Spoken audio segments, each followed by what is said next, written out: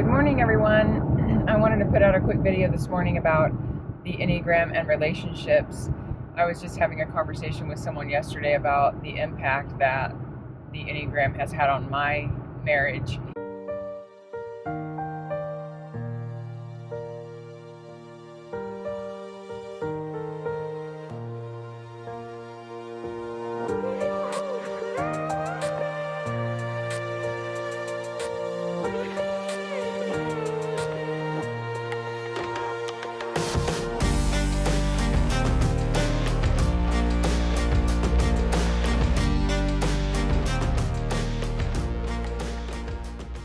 There's really no way to describe the breadth of how big the impact has been.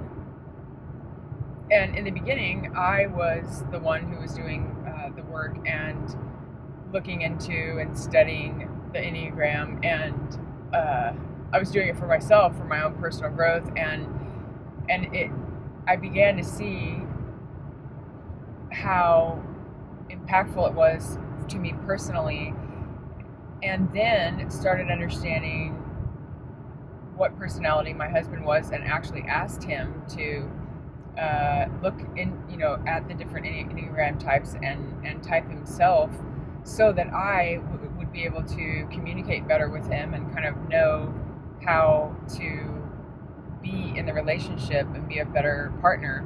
And he was super willing to do that, and he typed himself, and once I understood that, it was hugely helpful.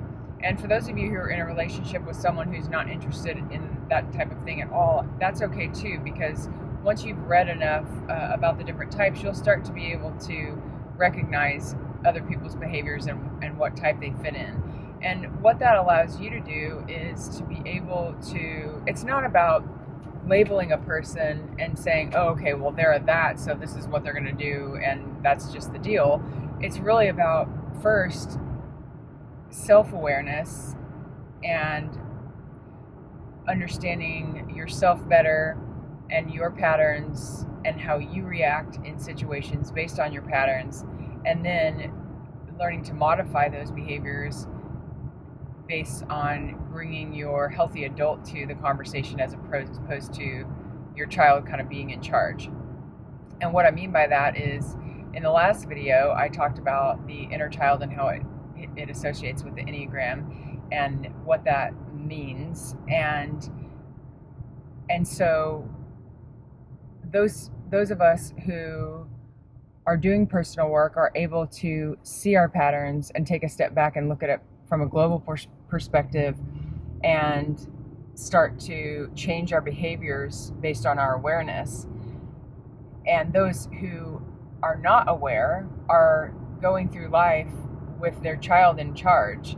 I use the analogy with my clients that their child is driving the bus, but she can't reach the pedals, or he can't reach the pedals. And so when you have not started the process of releasing and letting go of the patterns, understanding them, and moving with them through life, then you are literally letting your child be in charge. And what that means is that you're acting out of self-defense all of the time. Your defense mechanisms are always in charge. And once we start to become aware, then we are able to have our healthy adult self show up and say, hey, thank you so much, kid, for showing up and trying to protect me today, but I don't need you now because I'm a healthy adult and I can handle this situation that I've been presented in this different way.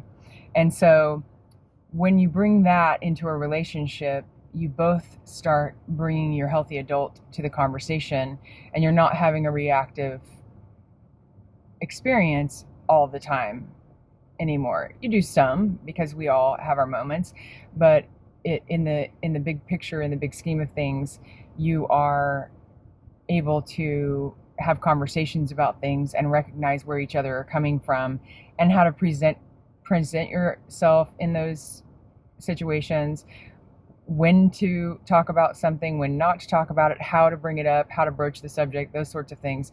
It's just a remarkable amount of super amazing information that I hope I wish I could shout it from the mountaintop how important this is for improving relationships. So I'll just continue to talk about it, and hopefully I will be helpful in your personal growth as well as your growth in your relationships. Have a great day. Bye-bye. Please click subscribe and share my video with anyone that you feel might benefit from it. Thank you so much for watching.